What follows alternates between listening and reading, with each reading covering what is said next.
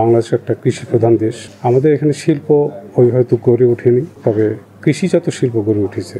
আমাদের দেশে প্রোটিনের চাহিদা অনেক, কিন্তু আমরা সেভাবে যোগান দিতে পারিনি। কিন্তু আমরা আঘাত যারা করেছি, উদ্যোক্তা যারা আছি, এই উদ্যোক্তার মধ্যে আমরা শুধু সাধারণ লোক নই, আমরা যারা বিভিন্ন বিশ্ববিদ্যালয় থেকে, টেকনিক্যাল বিশ্ববিদ্যালয়, বাংলাদেশ কৃষি বিশ্ববিদ্যালয়, পটুয়াখালী, চিটাগাং, দিনাজপুর, বিভিন্ন বিশ্ববিদ্যালয় থেকে যে আমরা টেকনিক্যাল লোকজন বের হচ্ছি, আমরা নিজেরাই উদ্যোক্তা হচ্ছি সাধারণ মানুষকে বোঝানোর জন্য।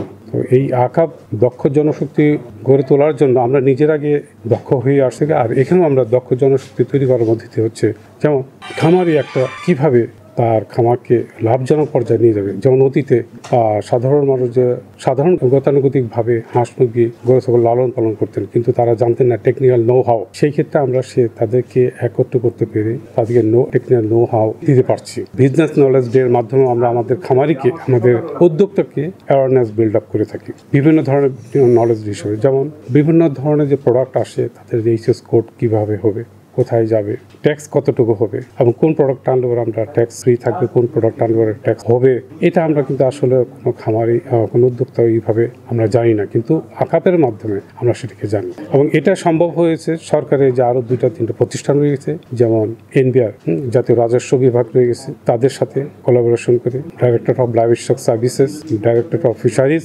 ওনাদের যে দক্ষ জনবল রয়েছে, তাদের মাধ্যমে আমরা আমাদের যে উদ্যোক্তাদের, তাদেরকেও আমরা সাধারণত দক্ষভাবে তৈরি করে থাকি। আগামী 30শে নভেম্বর, ডিসেম্বরের 1 তারিখ, ডিসেম্বরের 2 তারিখ আপনাদের সবারই দাওয়াত রইল, সব পরিবারে আসবেন।